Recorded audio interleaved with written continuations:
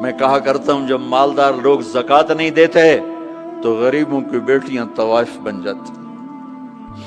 جب مالدار لوگ اپنے دنیا کو جنت بناتے ہیں اور غریبوں کو بھول جاتے ہیں تو غریبوں کی بیٹیوں کی عزتیں یوں نیلام ہوتی ہیں. وہ ساری زندگی کے لیے طوائف کا داغ اپنے ماتھے پہ لیتی ہیں اور زندگی بھر عزت کا ایک لمحہ نہیں گزار سکتی. اور طوائفوں سے کھیلنے والے وہ ویسے ہی مسٹر رہتے ہیں, وہ ویسے ہی ہز ہائنس رہتے ہیں, ویسے یور آنر رہتے ہیں. ایک بچی کی عزت برباد ہو گئی اور اس خبیث کی عزت ویسے کے ویسے ہے. اس لیے تو میرے اللہ نے قیامت کا دن رکھا ہے, اس لیے تو میرے اللہ نے قیامت کا دن رکھا ہے. ہائے ہائے ہائے ہائے, ایسے تو نہیں حسین سر کٹوا کے نیزوں پہ چڑھ گئے اور آل رسول کے سیٹے گئے اور بوٹی بوٹی ان کے ہو گئی کہ اللہ کو نہیں چھوڑنا باقی سب چھوڑ دیں گے. جس امت کے پاس کربلا کی تاریخ ہو وہ امت نماز چھوڑ دے, وہ امت جھوٹ بولے, شراب پی, زنا کرے. جلا دو اپنی تاریخ کو, جلا دو اپنی کتابوں کو, جلا دو اپنی میراث کو. جو کرنا ہے پھر جو مرضی کرو, بھلا دو حسین کی قربانی کو. یہ کوئی زندگی ہے جو ہم گزار رہے ہیں؟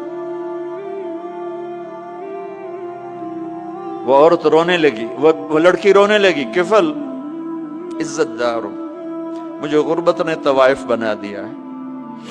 تو کفل رو پڑا اور کہنے لگا میری بہن جس عزت سے آئی تھی چلی جا, جو پیسے دیے ہیں جا اپنی غربت مٹا, ہدیہ 60 دینار 1 لاکھ رینڈ بنتا ہے, جا اپنی غربت مٹا. اور میرے لیے دعا کر, میں بہت گندا انسان ہوں, میں تیری آنسوؤں کو دیکھ کر میں بھی توبہ کرتا ہوں. وہ لڑکی گھر پہنچی, پیچھے کفل مر گیا. اس کو نہیں پتا موت آئی کھڑی ہے سر پہ, وہ مر گیا. اللہ آخرت سے پردہ نہیں اٹھایا اللہ نے.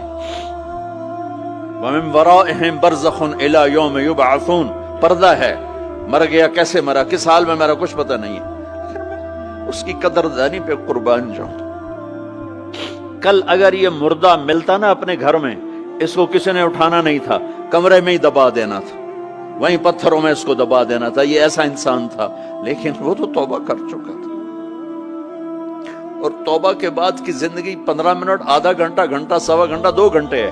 اور 30 سال کی زندگی زنا اور شراب میں ہے, اور آدھے گھنٹے کی زندگی میں صرف نیت کی ہے. کل تک تو بھی سورج بھی نہیں دیکھا اور موت نے آ کے اٹھا لیا. صبح جب ہوئی تو لوگوں نے دیکھا کفل کے گیٹ پہ لکھا ہوا تھا ان اللہ قد غفر للکفل. لوگوں, اللہ نے کفل کو معاف کر دیا. یہ کیوں لکھوایا, یہ کیوں لکھوایا؟ اس لیے لکھوایا کہ اب یہ ہمارا دوست ہے, آؤ اس کو عزت سے ہمارے پاس پہنچاؤ. یہ شرابی بھی تھا, یہ زانی بھی تھا, یہ سب کچھ تھا.